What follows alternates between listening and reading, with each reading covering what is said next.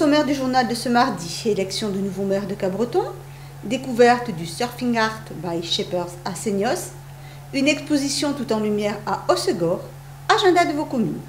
Bienvenue sur TV Land. Après Dany Michel fin septembre à Saint-Paul-les-Dax, dernièrement Jean-Pierre Dufaux, maire de Cabreton, démissionné lui aussi de sa fonction de premier magistrat de la ville, devançant ainsi la loi de non-cumul des mandats. Vendredi dernier, le conseil municipal était donc de nouveau réuni pour élire le nouveau maire. Pour ce conseil municipal si particulier, la salle était plus remplie qu'à l'habitude et la doyenne des élus cabretonnais, Christiane Dugue, était aux commandes, le temps que le conseil municipal élise son nouveau maire. Entre les deux candidats, Stéphanie Dubarry, élue de l'opposition, et Patrick Lacléder, premier adjoint, élu à la majorité absolue avec 25 voix sur 29. C'est d'abord de l'émotion. Après, bien sûr, c'est une forme de reconnaissance et l'honneur de faire suite à Jean-Pierre Dufaux, ce qui veut dire aussi un challenge à relever. Et puis, je l'ai dit en même temps, beaucoup de responsabilités, puisque la fonction de maire implique beaucoup de responsabilités. Donc c'est un petit peu tout ça à la fois. Après 23 ans de mandat, Jean-Pierre Dufaux laisse son fauteuil à Patrick Lacléder, non sans émotion. Je l'ai vécu bien sûr avec un peu d'émotion au cœur, mais en même temps avec de la sérénité parce que c'est une décision réfléchie que nous avions prise, j'allais dire collectivement et individuellement, et donc elle est mise en application aujourd'hui, je crois, dans la sérénité, c'est tant mieux. Ça fait un petit moment déjà que je suis à ses côtés, donc je dirais que c'est une chance pour moi que d'avoir pu travailler aux côtés de quelqu'un comme Jean-Pierre Dufaux. Je peux vous assurer qu'on apprend beaucoup. Et donc forcément ça aide le moment venu, même si ce moment est un petit peu anticipé.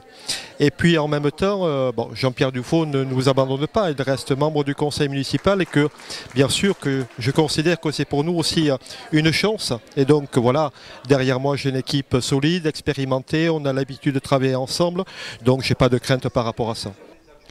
Symboliquement, l'opposition de Cabreton avait présenté une candidate. On affirme encore une fois ce soir que l'opposition existe à Cabreton, même si elle est divisée, et qu'on se devait, face à M. Lacléder, de présenter un candidat. Et l'expérience des 4 années fait que peut-être on n'a pas tout à fait la même vision des choses. C'est vrai que là on arrive presque à la fin du mandat et là je parle à titre personnel, on voit peut-être les choses différemment. Donc par rapport à M. Lacléder, peut-être les échanges seront plus apaisés.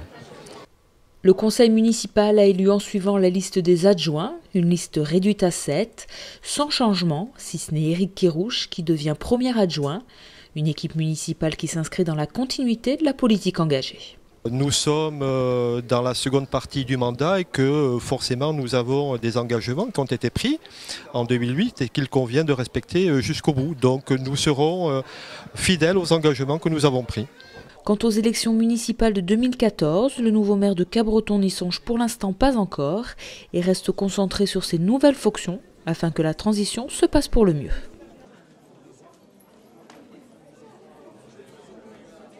Abigail de Jésus a voté lors du premier tour des présidentielles le 22 avril dernier, alors qu'elle venait de fêter tout juste ses 18 ans la veille. Elle a donc été récompensée par la Marianne du civisme en tant que plus jeune électrice des Landes.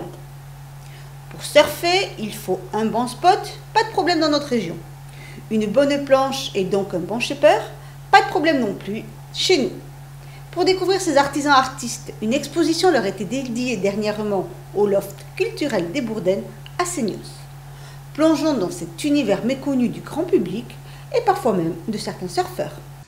Depuis 6 ans, l'association Surfing Art Foundation s'intéresse aux shapers qui fabriquent artisanalement des planches de surf, un monde peu connu mais essentiel pour la pratique de ce sport. Nous on est vraiment sur le côté travail du shaper, donc on met de côté le côté frame, show-off, j'ai la super belle planche qui brille, compétition, je suis le meilleur. On est vraiment sur la base. Sans planche, vous restez sur la plage, vous pouvez avoir la meilleure combinaison, le meilleur short ou les plus belles paires de lunettes. Si vous n'avez pas de planche, vous n'allez pas dans l'eau, quoi.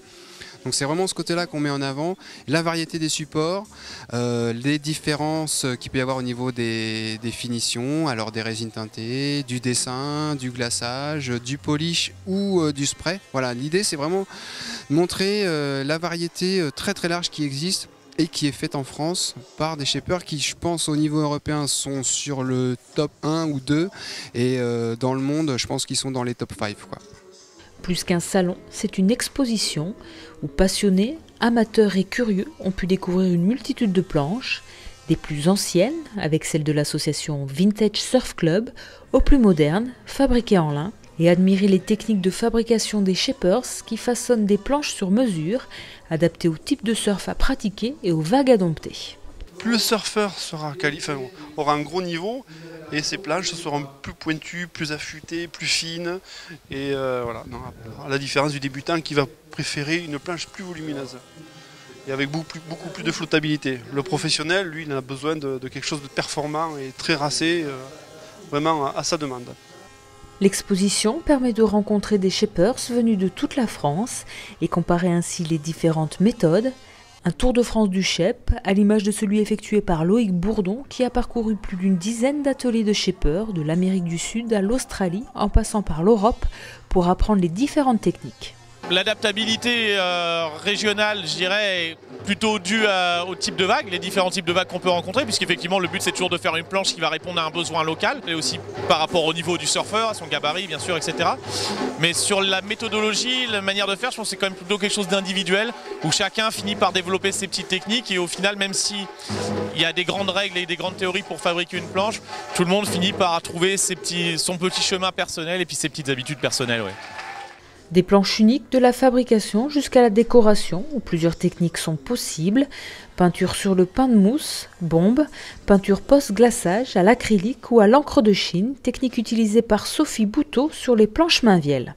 Je trouve ça hyper sensuel, c'est super agréable à toucher, ça glisse, il y a une forme, j'aime bien travailler sur des formes en particulier, donc j'aime pas la toile blanche qui vibre, ça me déplaît. Depuis l'âge de 16 ans, je voulais faire des snowboards et des skates que je faisais moi. Et je me suis retrouvée à faire ça, voilà.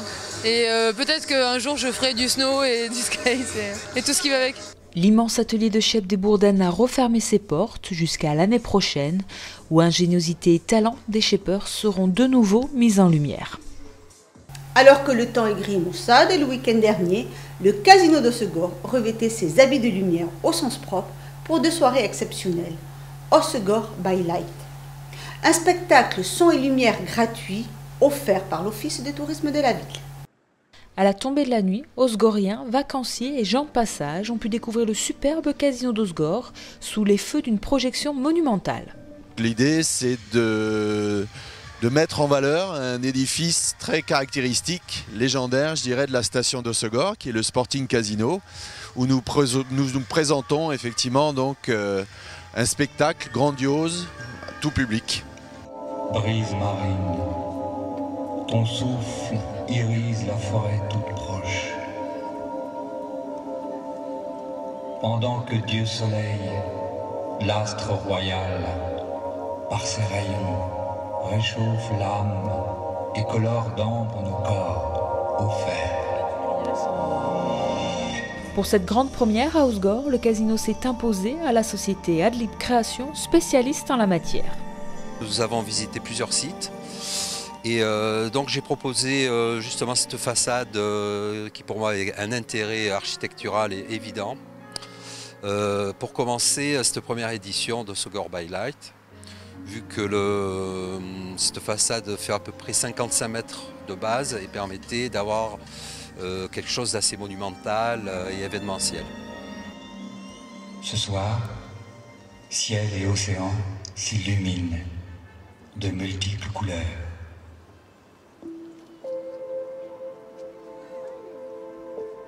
Conçu sur mesure, le spectacle son et lumière a été imaginé par Christian Gimat, auquel l'Office de tourisme a donné carte blanche.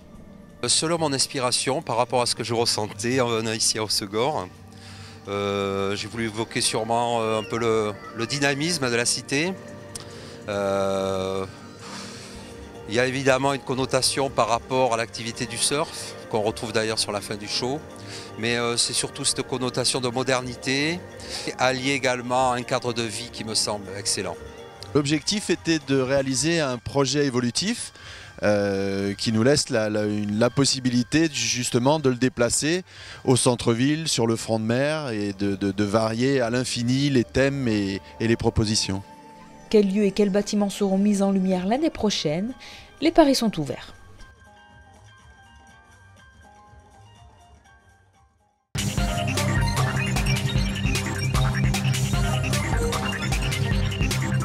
Ouvert depuis le lundi 12 novembre 2012, le salon audio numérique ouvert à l'Escale permet de choisir, d'écouter et de télécharger gratuitement des musiques libres de droit.